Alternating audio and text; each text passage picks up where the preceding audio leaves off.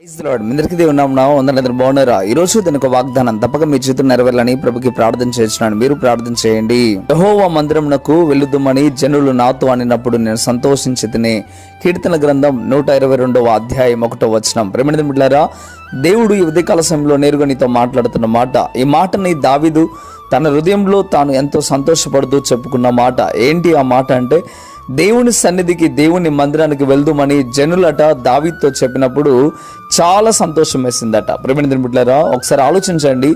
భక్తి కలిగిన దావీదు హృదయం ఏ రీతిగా ఉందో, ఈరోజు మీ హృదయం ఏ రీతిగా ఉందో ఒకసారి పరిశీలన చేసుకోండి. ఈరోజు దేవుని మందిరంకు వెళ్దాము అనగానే మీకు సంతోషం కలుగుతుందా? దేవుని మందిరానికి రండి అని చెప్పగానే మీకు ఆనందం కలుగుతుందా? ఈరోజు దేవుని మందిరానికి వెళ్ళాలి అనే ఆలోచన వచ్చినప్పుడు మీకు సంతోషం కలుగుతుందా?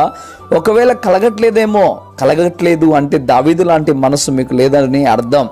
దావీదు లాంటి స్తుతించే మనసు మీకు లేదని అర్థం. ఈరోజు ఒకసారి అర్థం చేసుకునండి. ప్రేమైన బిడ్డలారా, దేవుని యందు భయం భక్తి కలిగిన వాడు ఎప్పుడు దేవుని సన్నిధిలో ఉందామా, ఎప్పుడు ప్రభువు మందిరానికి వెళ్దామా, ఎప్పుడు ప్రభువుని స్తుతిద్దామా అని ఎంతో ఆశతో ఉంటారు. కానీ దేవుని ఒక వాక్యం చెప్తున్న మాట, ఇక్కడ దావీదైతే తనతో ప్రజలందరూ అనినప్పుడు ఆయనకి ఎంతో సంతోషం వేసిందట. ఈరోజు నీతో కూడా దేవుడు మాట్లాడుతూ ఉన్నాడు. ఇది ఆదివారపు ఆరాధన దినం. తప్పక మీరందరూ కూడా మందిరానికి వెళ్ళాలని ప్రభు కోరుకుంటా ఉన్నాడు. ఆయన ఆలయానికి రావాలని ఆయన కోరుకుంటా ఉన్నాడు. దయచేసి మీరందరూ కూడా ఆయన ఆలయంలో ప్రవేశించి ఏది అడిగినా దేవుడు నీకు దయచేస్తాడు. ఆయన ఆలయంలో మొరపెట్టు వారికి దేవుడు సహాయం చేసే దేవుడు. అన్న పిల్లలు లేక వచ్చి మందిరంలో మొరపెట్టినప్పుడు, కన్నీళ్లు కార్చినప్పుడు దేవుడు సహాయం చేయలేదా? ఒకసారి ఆలోచించు. ఆనాడు భక్తులు ఎంతో మంది మందిరంలో కన్నీళ్లు కరవలేదా? ఎంతో మంది పాపం చేసిన వ్యక్తులు మందిరంలోకి వచ్చి ఎంతగానో కన్నీళ్లు విడిస్తే దేవుడు క్షమించలేదా? ఒకసారి నువ్వు కూడా ఆలోచించుకో. ప్రభు సన్నిధికి వచ్చి నువ్వు కన్నీళ్లు కార్చగలిగితే, ప్రభు సన్నిధికి వచ్చి నువ్వు ఆనందించగలిగితే దేవుడు తప్పక నిన్ను కూడా దీవిస్తాడు, నిన్ను కూడా ఆశీర్వదిస్తాడు, నీ పాపమును కూడా దేవుడు క్షమిస్తాడు. ప్రియమైన బిడ్డలారా, మందిరానికి రావాలనే ఆలోచన కలగాలి. అది సంతోషముతో దేవుని ఆలయానికి రావాలి.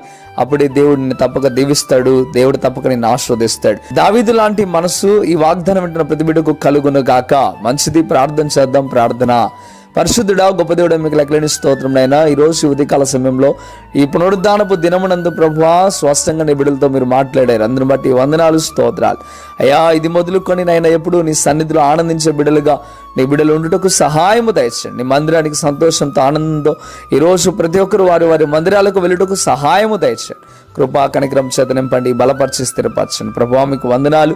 నేను స్తుతించు వారిగా, నిన్ను గణపరచు వారిగా ఉండినట్లయితే ఎంతో మేలు, ఎంతో మనోహరం. ప్రభువా అయా, నీ బిడ్డలు ఆ రీతిగా ఉండుటకు సహాయం దయచేయమని, ప్రతి ఒక్కరు దుఃఖంతో కాదు, కష్టంతో కాదునైనా సంతోషంతో నీ ఆలయంలో ప్రవేశించగలిగిన మంచి మనసు దయచేయండి. అయా మీకు లెక్కలేని స్తోత్రం. వారందరినీ దీవించి ఆస్వాదించి కృపా కనికరం చేత నింపమని యేసయ్య నామములో అడిగి వేడుకుంటున్నాము తండ్రి. Amen, amen. మంచిది. ప్రియమైన బిడ్డలారా, ఈ వాగ్దానం ద్వారా దేవుడు మీతో మాట్లాడినట్లయితే తప్పక వీడియోని లైక్ చేయండి. అదేవిధంగా ఇంతవరకు కృపా TV India YouTube channel subscribe చేసుకోకపోతే ఎక్కడైనా మీరు సబ్స్క్రైబ్ చేయండి. ఈ వాగ్దానాన్ని అనేకులకు మీరు షేర్ చేయడం ద్వారా సువార్త ప్రకటించిన వారు అవుతారు, అనేకులను బలపరిచిన వారు అవుతారు. మంచిది. మీ అందరికీ వందనాలు. God bless you.